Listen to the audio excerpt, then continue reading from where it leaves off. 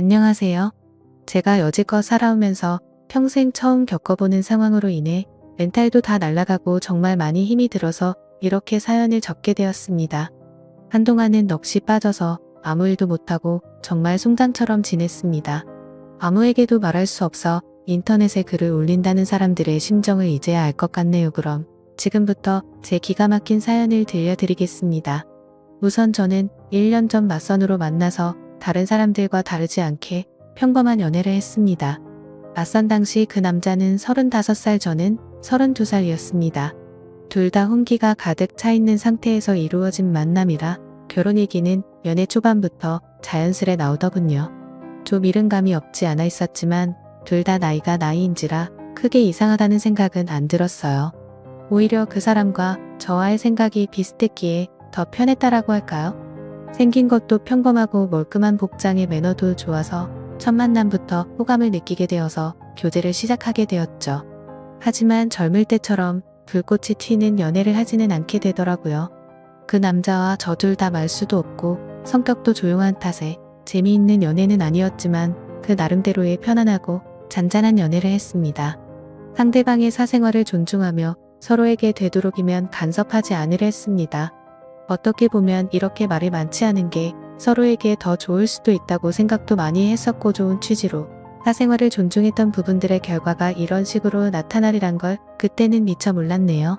그 사람에 대해 더 알아야 했고 눈치채야 했던 것을 못 보고 지나간 제 자신이 정말 한심스러웠습니다.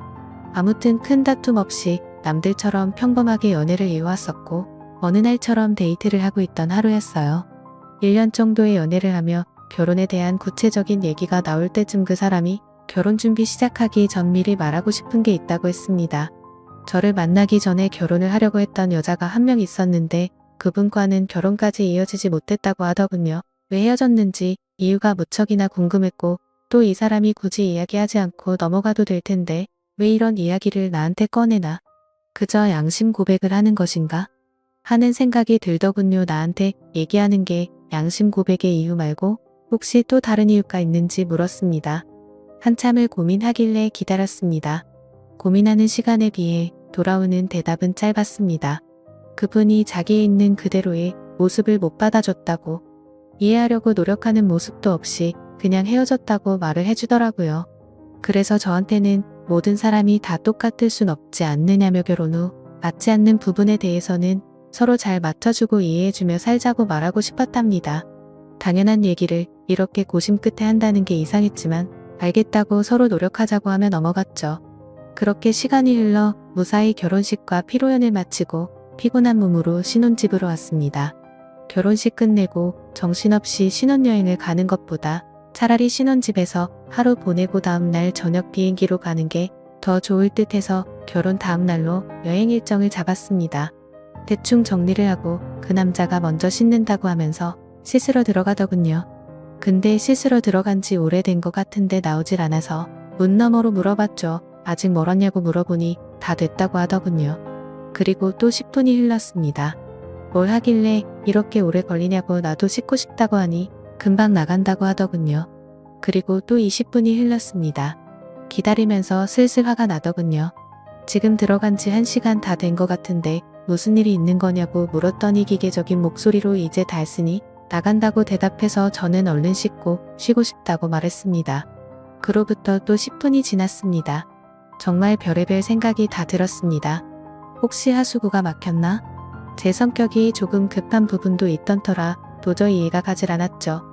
하지만 말을 걸면 바로바로 대답을 하기 때문에 어디 미끄러져 다친 건 아닌 것 같고, 아님 신혼 첫날 밤이라고 무슨 이벤트를 준비하는 건가 애써 화를 누르며 또 기다렸죠.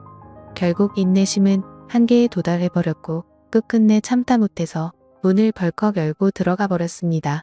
그런데 제 눈앞에 펼쳐진 광경에 너무나도 충격을 먹어서 얼음이 되어버리고 말았죠. 그냥 그때 느꼈던 감정을 어떤 말로도 표현할 수가 없을 정도였습니다. 화장실 안으로 들어가 보니까 말로 표현 못할 만큼 이상한 복장을 하고 있었고 한 손에는 어디서 구했는지도 모를 이상한 걸 들고 변기 뚜껑 위에 쪼그리고 앉아 있더라고요. 뜨거운 물을 계속 틀어놨는지 안경엔 김까지 서려 있어서 더 충격적이었죠. 솔직히 처음에는 이 상황이 이해가 되지 않아서 한참을 멍하니 서 있었습니다. 그러다 정신이 들어 소리 지르며 뛰쳐나와 그 길로 곧장 친정집으로 도망갔습니다. 몸이 사시나무처럼 떨리고 돈도 없어서 택시기사님 핸드폰 빌려서 엄마 보고 나와 달라고 했죠.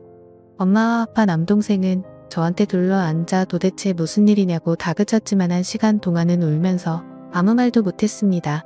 시간이 지나고 차츰 마음이 가라앉혀지고서야 일단 나를 보호해주는 가족과 같이 있다고 생각하니 조금 안정이 되더군요. 그때를 다시 생각하고 싶지 않았지만 정말 어렵게 그 상황과 그 얘기를 꺼냈습니다.